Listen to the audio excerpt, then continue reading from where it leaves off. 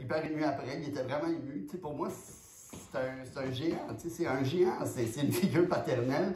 C'est une idole. C'est quelque chose de quelqu'un de tellement important dans ma vie. Des moments importants dans ma vie, je me rappelle, là, tu sais, le fameux but contre Boston qui égalise là, dans le match 7 en demi-finale. Je me rappelle encore être dans le cadre de fenêtre chez mes amis des Saint-Denis, sur la rue Kerb, à crier, à fêter. Je me rappelle la Coupe de 80, je montrais la photo, mais j'en ai souvent parlé, un des plus beaux trios que j'ai vu, peut-être le plus beau. Gilbert Perreault à gauche, Wayne Gretzky au centre, puis Guy Lafleur à droite.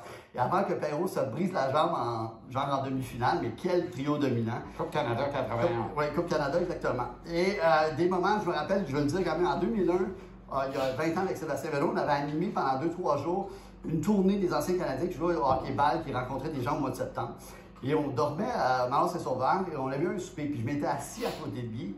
Puis pour moi, j'avais parlé toute la soirée de Guy. Puis quelle générosité. On l'appelle Guy parce que c'était une accessibilité. Voilà. Et j'avais posé des questions sur le Big Three. T'aimais-tu mieux jouer avec Larouche, avec Marvlich, avec Jacques Lemaire? Lequel était ton centre préféré? Puis il y avait comme un chum. C'était comme un chum. Puis à chaque fois que je l'ai revu, puis l'an dernier pareil, c'était comme un ami. J'ai eu la chance de jouer aussi à la fin des années 90. Puis généreux comme il était, il donnait tout le temps en rondelle. Il voulait juste que les autres marques être sur la glace, sur le même trio que Guy Lafleur. Pour moi, regarde mes yeux, là, regarde, j'ai 8 ans. Là. J'ai 8 ans. Un poisson rouge dans son bocal. Voilà, exactement. Fait que Guy, mes sympathies, je l'avais vu au truc de la Ligue du joueur majeur du Québec, à la remise des trophées. Toujours, c'est ça, un sentiment que je voulais lui dire comment il avait été important pour les hommes de notre génération, pour les gens de notre génération, que c'est énorme ce qu'il a fait, qui a rendu mes samedis soirs magiques d'enfance, puis que c'est triste, 70 ans, c'est trop jeune, puis que ben, j'ai vraiment une tristesse aujourd'hui qui est sincère. C'est ça. Et qui est légitime. Je veux juste reprendre sur le petit bout qu'on a vu, Jean-Michel, quand tu lui dis « tu vas gagner », il a gagné.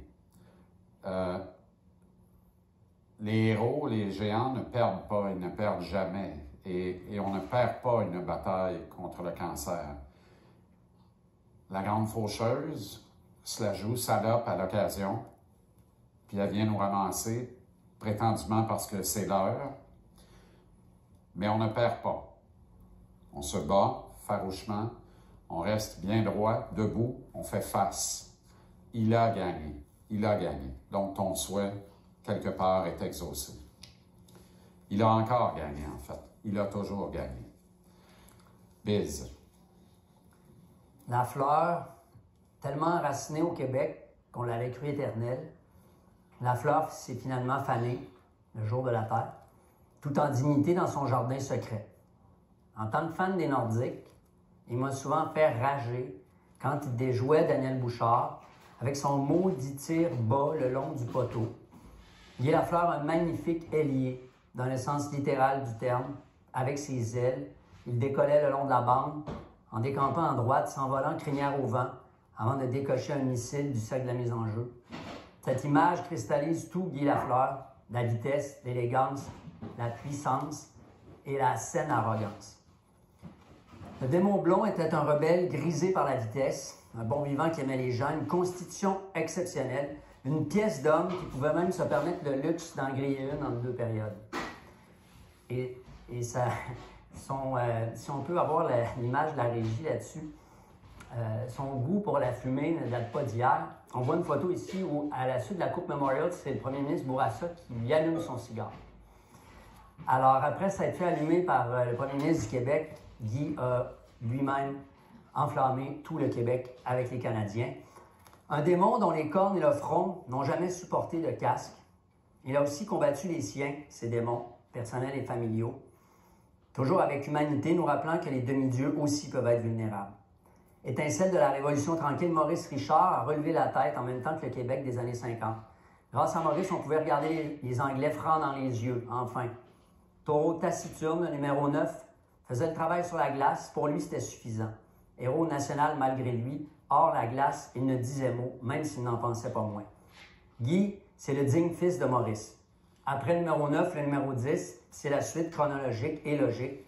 Lafleur qui reprend le flambeau du Rocket en accompagnant le Québec dans son affirmation collective des années 70.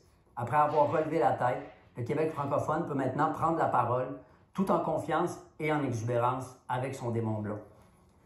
La fleur a germé en Outaouais, il a bourgeonné à Québec avec les remparts, et la fleur a éclos à Montréal pour y déployer toute sa corolle. Il s'est transplanté à New York avant de replonger ses racines à Québec, dans la terre où tout avait commencé. Guy, c'était un iris versicolore, le symbole du Québec, la fleur de lys.